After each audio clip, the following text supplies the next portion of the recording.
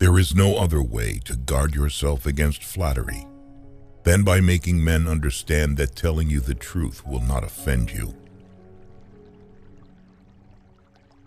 Nature creates few men brave. Industry and training makes many.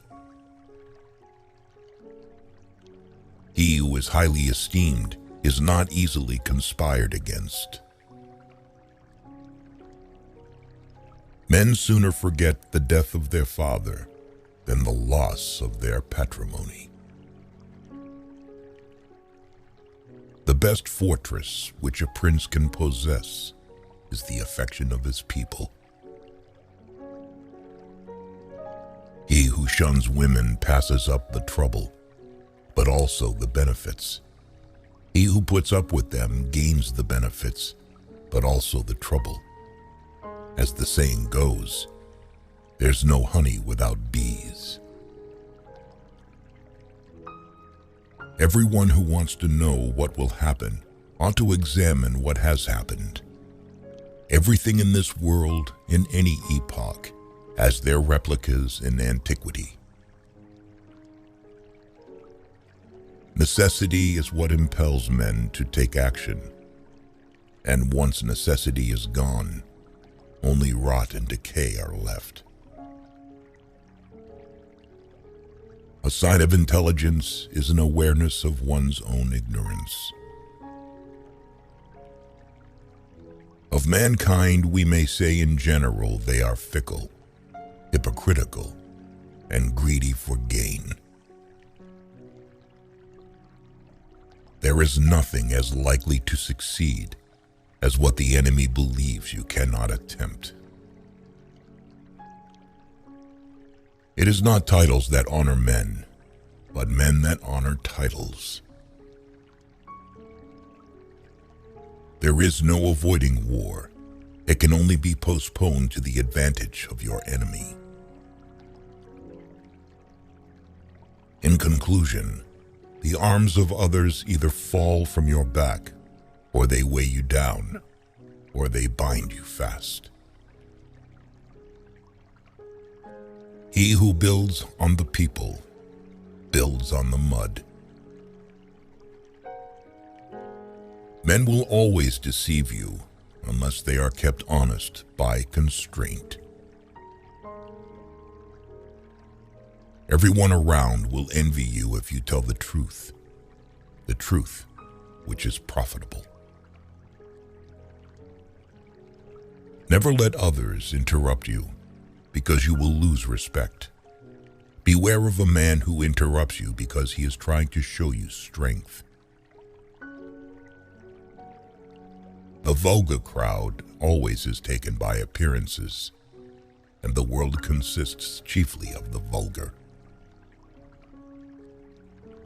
A prudent man should always follow in the path trodden by great men and imitate those who are most excellent, so that if he does not attain to their greatness, at any rate he will get some tinge of it.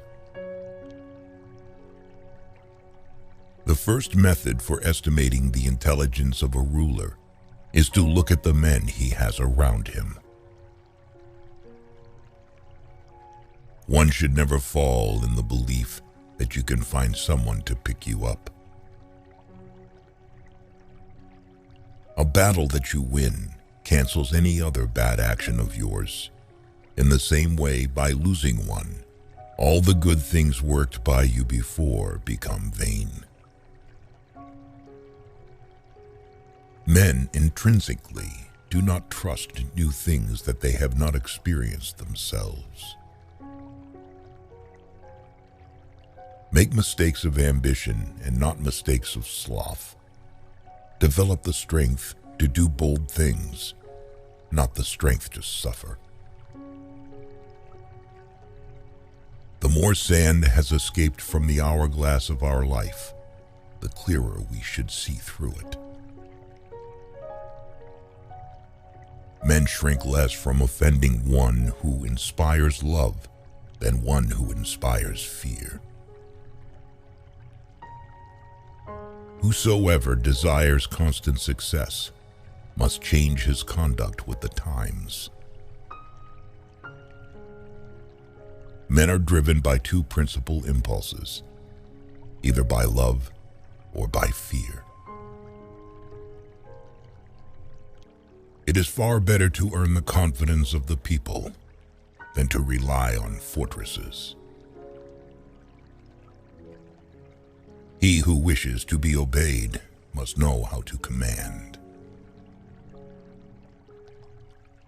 Men will not look at things as they really are, but as they wish them to be, and are ruined.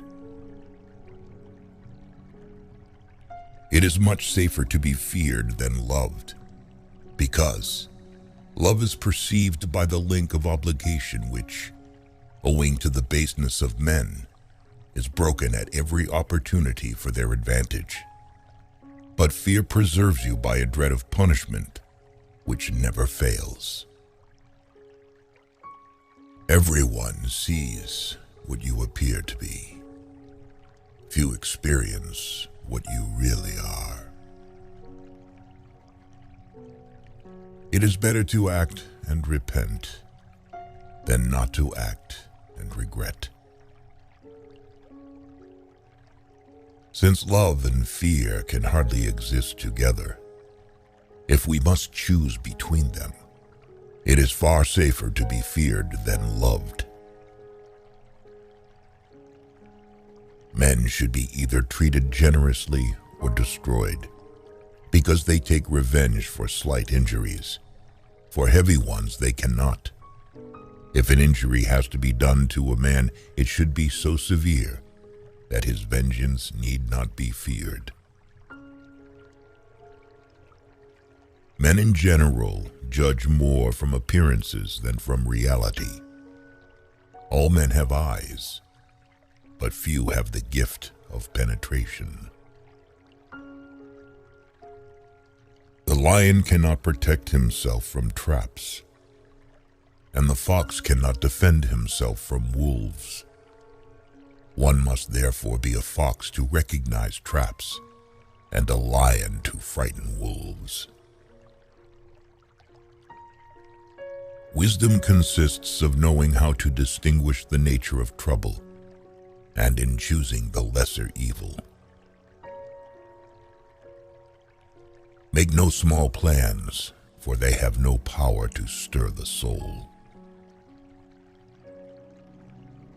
Where the willingness is great, the difficulties cannot be great. It is a common fault of men not to reckon on storms and fair weather. Never was anything great achieved without danger.